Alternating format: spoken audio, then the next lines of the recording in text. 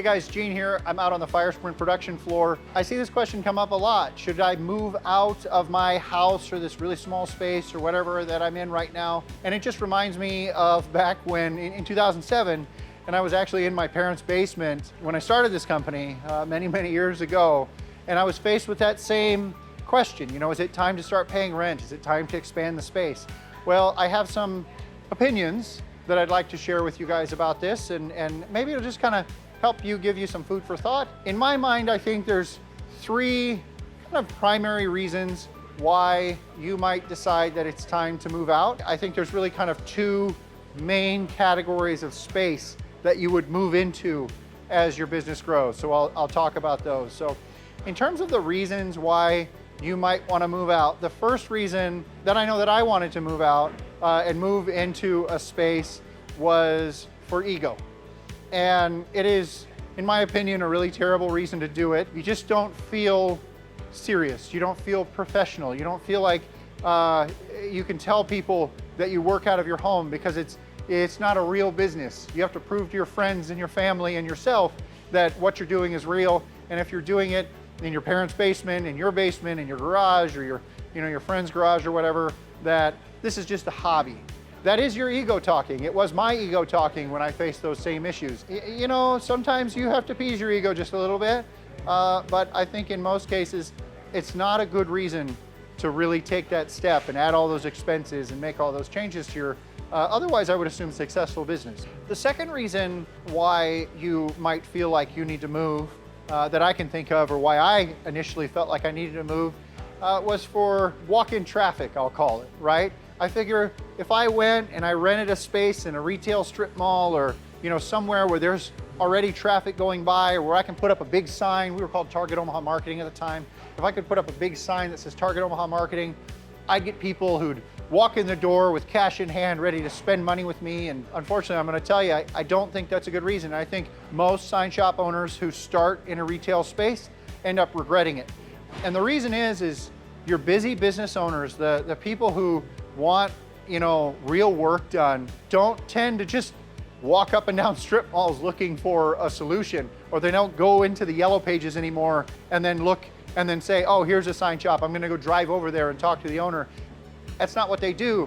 Serious people who are successful, particularly if selling to businesses, they don't have time to mess with that. They'll do a Google search generally, they're gonna find some place online, or they're gonna find a local place online, either way, and they're gonna reach out and contact you through those contact methods, those like an email, a text message, maybe a phone call, and they're gonna start the conversation that way. You're gonna find that you waste a lot of time if you have a retail storefront with kind of tire kickers walking in. And don't take my word for it, I bet the comments are gonna fill up with people agreeing with me on that. And then of course there are the exceptions to the rules, and it depends on the style of business you have. If you really are doing more artistic things, or perhaps you're selling to a different type of crowd, not necessarily business owners, maybe the retail space does make sense for you. But the overwhelming majority of the people that I talk to in this business tend to regret having like storefront retail space, especially initially at first, when they were used to doing all their work by appointment only, via email, online, those kinds of things. Now the third reason, and really the thing that pushed us at Fire Sprint every time we've moved, has pushed us to this point, is that you are literally out of space.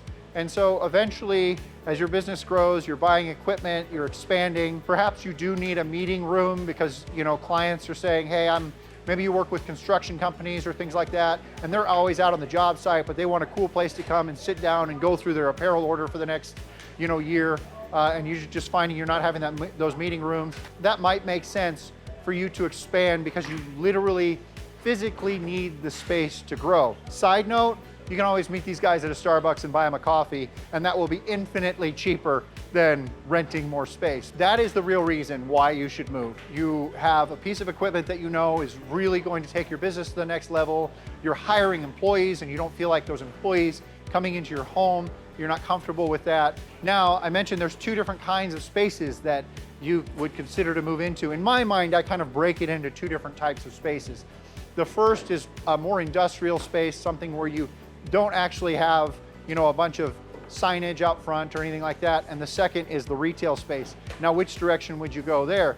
Once again, overwhelmingly in this industry, you are better off being off the beaten path, where people are finding you through online channels, they're finding you through referrals, they're calling you and emailing you, rather than them walking in.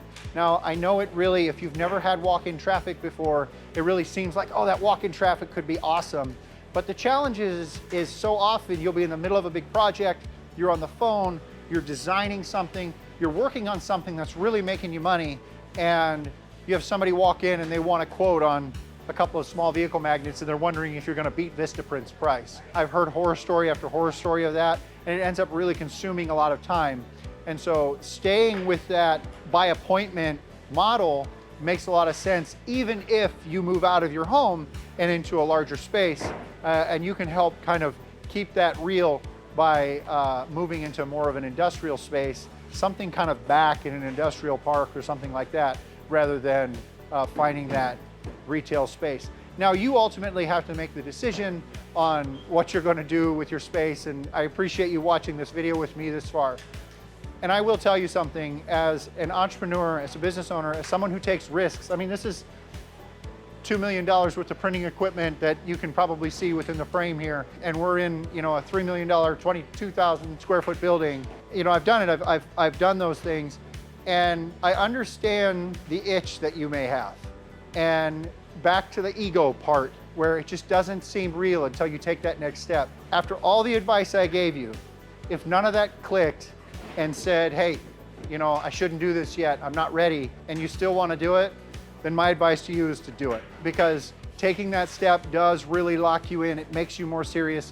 It's going to force you to, as they say, fish or cut bait. That might be the environment, the motive, the move that helps you take your business to the next level. So a little bit of contradictory advice there.